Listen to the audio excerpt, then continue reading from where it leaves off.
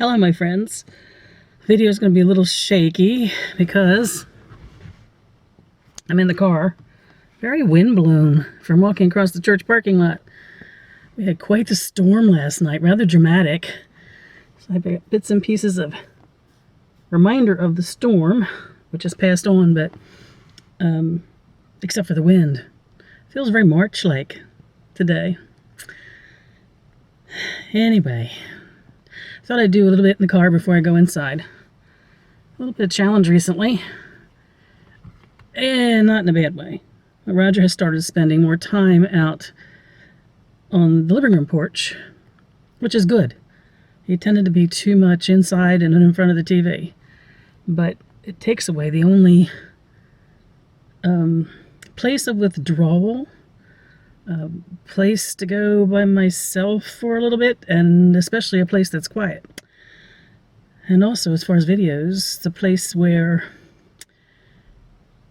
there's not noise. So I'm finding my quiet places where I can. I'm going for a lot of walks. I wonder if my husband's going to start wondering why I'm so often gone from the house now. So I didn't want to try and figure out how to do a video today and where to do it. There's downsides to living in a small house. So I thought, okay, I'll do a dashboard confessional before I go in the house. Came from church today. I wondered when I got there why it was, there weren't as many people there as normal. And that is because it's Stewardship Sunday. You know, churches have to deal with that. Obviously, you can't do the work of the church if there's no money to run the church. And it was very well done. Our minister did it well. She used the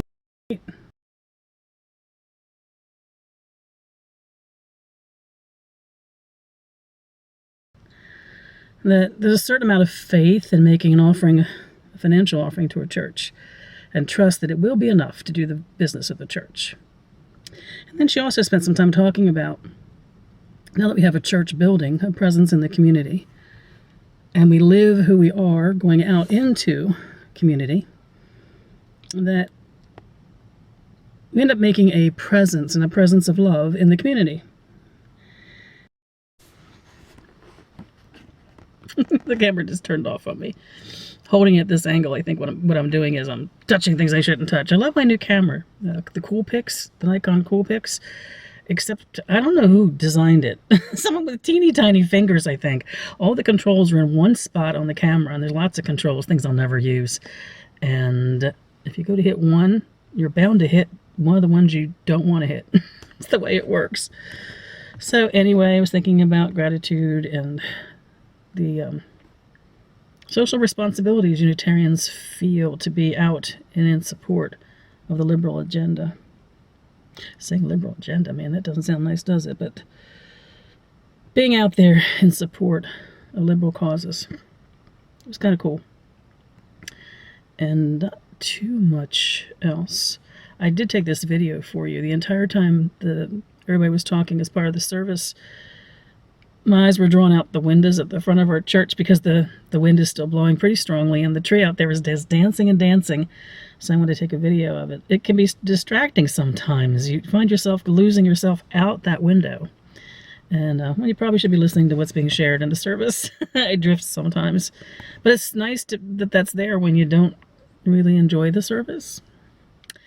So that was beautiful. That tree out there has buds on it. So it will be... Every Sunday will be fun to check where it is and how green it's gotten. It's just absolutely gorgeous out. Absolutely gorgeous. This may be the only vlogging I do today, my friends. Nothing momentous from church today. Except a consideration of who we are when we're out there, when we're in community, what we bring. Not necessarily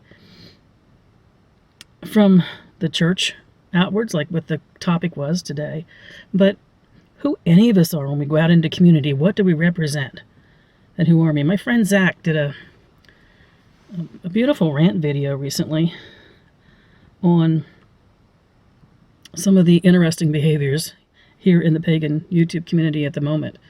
And he mentioned about who are we? What are we representing? Who are we representing? other than ourselves when we speak publicly, which is certainly what we do here on YouTube, isn't it? That kind of tied in, Zach, if you watch this, what you shared tied into what we were encouraged to think about in church today. Who are you? What do you represent? What are you aligned to? What will other people see from your actions and your behaviors when you step out and into the world?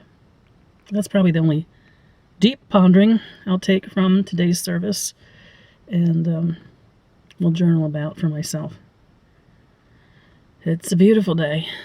It's a beautiful day. It remains to be seen how it's going to unfold. It's like 12:30 or so. So obviously there's a lot of a day left. And I'm not going to be doing a lot standing today because the head's a bit dizzy. But that's good. Because I'm in the mood to sit down with a good book. My friend Sandy's, which I'm in the process of reading, which I shared with you last night in that vlog.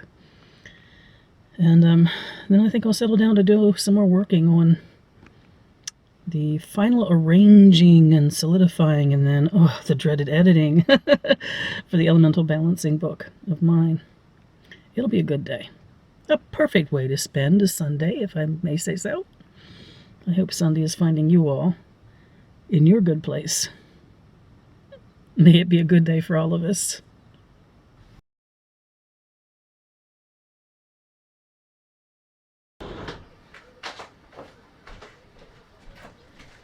Okay. This is for Rachel. He's perfectly fine. Oh, that's my boy. That's Bogey. Probably since the last time I put him on the camera, he's even whiter. Calm down, hon. You're on camera. It's your big chance to say hi to people. This is Bogey the Pen. Our old man in the house now. He inherited that title when Georgie passed. And the thing about Bogey, I don't know if I've ever talked about this before. I know I told the story about how we came across Bogey. And Mom and Dad were bad. They bought him in a pet store.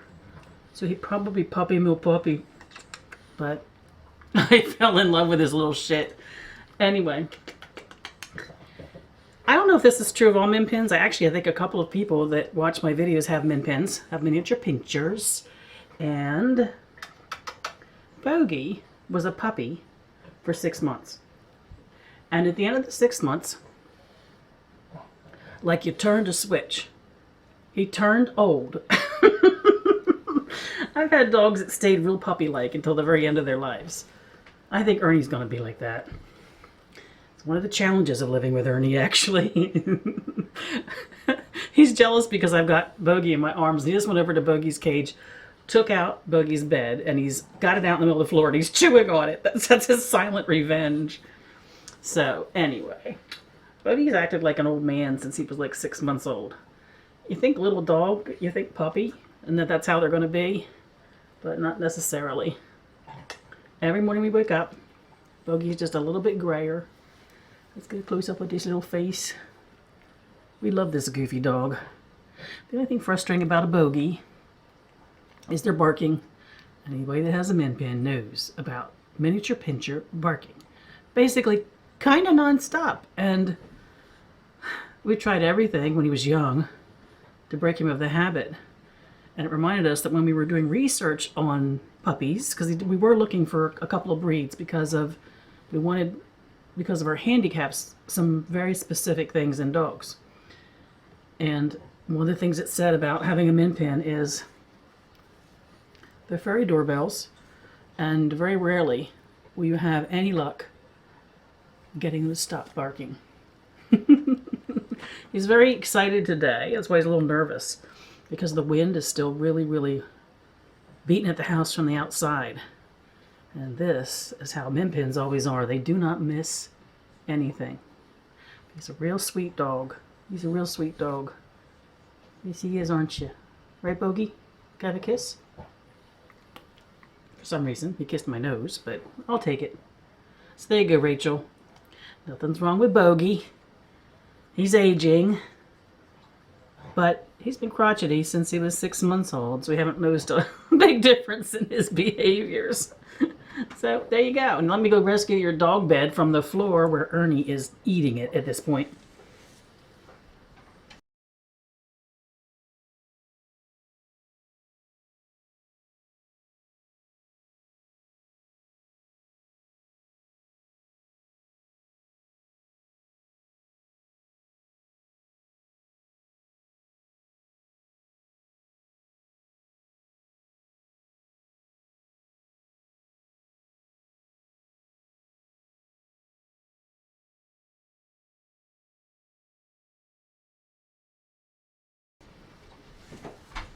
What you doing, Ernie?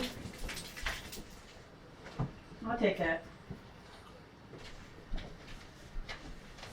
Ernie seems to think that Bogey cares if he's eating his bed.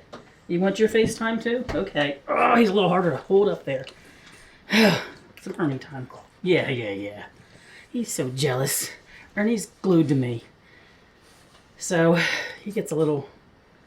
He won't... Why are your ears flat? How come your ears are flat? Put your ears up in the air. For some reason, he's going flat-eared. That's enough for the kissing. I want to see you with your ears up. You look devious when your ears are down. I think he's thinking thoughts about how he's going to get revenge on Bogey for Bogey having gotten camera time. Is that what it is all about? You're licking your lips because you have fuzz in them from biting your brother's bed. There you go. There you go, Rachel. Ernie had to nose in, but there was some airtime from Bogey. I thought of something else that I wanted to mention from kind of like reflections from some things that happened at church today, but actually something that a seeker had me thinking. And one of the things that's great about the season of the seeker, in fact, all of the relationships I've had over the years with all the folks who've walked the Greystone path with me, has been the things that they have brought to me for consideration and the way I've grown by my relationship with them. Anyone who knows my philosophy regarding teaching knows that I don't see a teacher as exclusively the teacher. It's a relationship where you teach each other. I've had very few opportunities to work with people over the years that wasn't the case for me. So a seeker, a dear sister that I've known, I guess probably from the first group of the seekers, so was that a couple years ago now, was sharing her thoughts on faith. It's one of the things that there's a place in the seeker where I ask seekers to consider what their definition of that word might be. And her definition was trust. And I completely resonated with that. Absolutely resonated with faith as trust. I'm not always sure what, for me, it's trust in what or who, but trust really works for me. And when I was thinking of the fact that that's part of my definition of faith, I also realized that there is, and this is where it connected to the church service today, no accident, that last night I was reflecting on this after the seeker's sharing. And today there's something in church that made me think about it too. It's when our minister used the quote from Julian of Norwich, which is, all things are well, all manner of things will be well. Faith to me has a shading, a deeper meaning of trust in all will be well. It might be in challenging times, I think all will become better than this. It might be in times of balance for myself. I think this moment in time reminds me that I had faith that there would be times like this. And I hadn't really stopped to think that faith to me has an aspect of optimism. Oh, not that it's going to get better quick or even understand how it got that way, but some sense in some higher purpose of all manner of things will be well. I'd like to know what your thoughts are on faith. And as always, I thank the seeker who, in their honest sharing, intrigued me to explore the concept further for myself. What are your thoughts on faith? Does the word even resonate with you? Is it one you use, one you hold in your heart or your emotions, or intellectually? Does it mean anything? You know, sometimes when we get intellectual thinking about words like faith, when we're looking for verifiable definitions of words like belief, even instinct, and all kinds of words that there's no definitive way that each of us will experience them, or even if we each experience them. I wonder if faith is one of those words. What's that word mean for you? There's my addendum to my vlog of the day.